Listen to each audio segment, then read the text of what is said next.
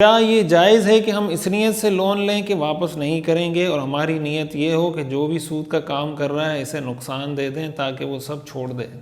واہ بھائی واہ، یہ سوال ہے میرا، برائے مہربانی جواب دے دیں۔ یہ تو اگر جائز ہو گیا پھر تو کسی بھی سیٹ کو پکڑ کے لوٹ دیں کہ یہ غریب مر رہے ہیں تو میں پکڑ کے غریبوں کو میں صدقہ کروں گا، سیلاب متاثرین میں دیگے بانٹوں گا۔ یہ کون سا سوال ہے بھائی؟ آپ کو اللہ تعالیٰ نے کوئی جج بنا کے بھیجا ہے دنیا میں کہ آپ جائیں آپ دنیا میں لوگوں کے فیصلے کریں؟ آپ ایک انڈیویجول، ایک فرد ہیں، اور وہ بھی ایک انڈیویجول، ایک فرد ہے۔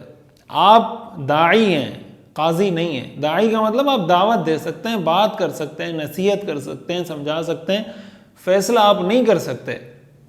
ایسے تو اگر فیصلہ کرنے لگ گئے، ہو سکتا ہے کل وہ آپ کو پکڑ کے کوٹ دے کہ بھائی اس نے یہ کام کیا تھا اور شرعی نقطہ نظر سے یہ ناجائز ہے، اس لیے میں نے اس کو مار دیا، یا میں نے قتل کر دیا ہے، میں نے اس کو تھپڑ مار دیا۔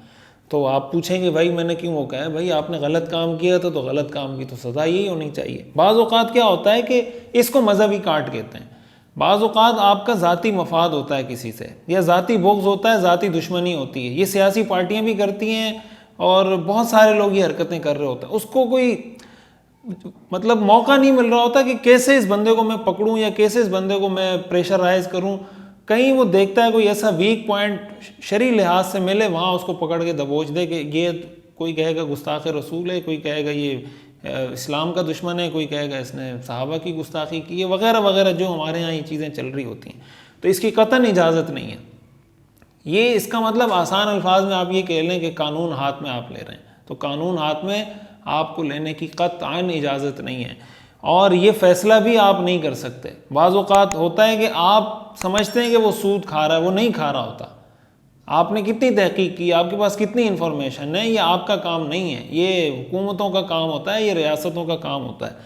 تو محدثین نے تو یہاں تک یہ بات لکھی ہے کہ بعض اوقات کیا ہوتا ہے کہ کوئی محدث اگر کسی کے بارے میں کہہ دے نا کہ یہ راوی قابل قبول نہیں ہے، یعنی محدث کسی راوی پہ جرح کر دے، تو ظاہر ہے وہ حدیث رد کر دیتے ہیں محدثین کہ بھائی یہ راوی ٹھیک نہیں ہے۔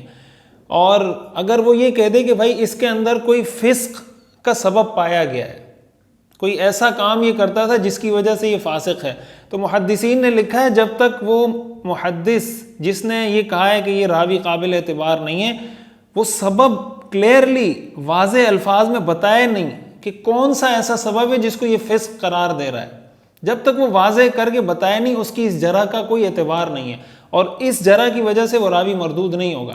اس لیے کہ ہو سکتا ہے آپ کسی چیز کو فسق سمجھ رہے ہوں، آپ کسی چیز کی وجہ سے اس کو فاسق سمجھ رہے ہوں، حقیقت میں وہ اس کی نظر میں وہ عمل فسقی نہ ہو، کسی علمی اختلاف کی وجہ سے، کسی علمی رائے کی وجہ سے۔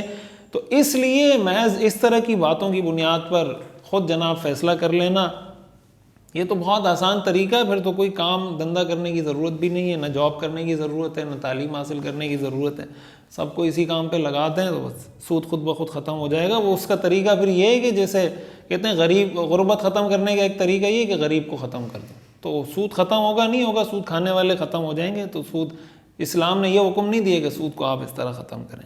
مفتی صاحب، اکثر لوگ آپریشن کے ذریعے عورت کے پیٹ سے حاصل ہونے والے مردہ بچے کو دفنانے کے بعد قبر کی دیکھ بھال بالکل نہیں کرتے، جبکہ بڑے افراد کی تو 6 ماہ یا سال بعد ضرور دیکھ بھال کی جاتی ہے، شریعت کے مطابق رہنمائی فرمائیں۔ دیکھیں، اس میں اس لحاظ سے اس کی اہمیت زیادہ ہے کہ ہمارے ہاں تو ہر طرح کا کام چل رہا ہے نا، ہر طرح کے لوگ ہیں، ہر طرح کی حرکتیں ہو رہی ہیں۔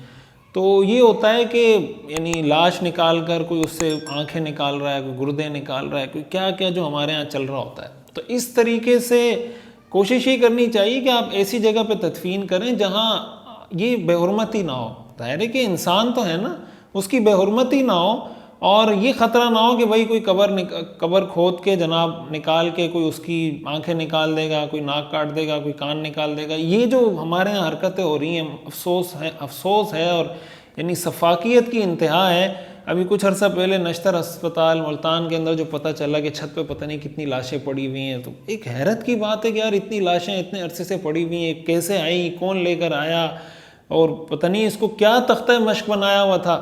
حدیث شریف میں آتا ہے رسول اللہ صلی اللہ علیہ وسلم نے فرمایا، کسر عظم المیت ککسرہ حیا، مردہ کی ہڈی کو توڑنا ایسا ہی گناہ ہے جیسے زندہ انسان کی ہڈی کو توڑنا۔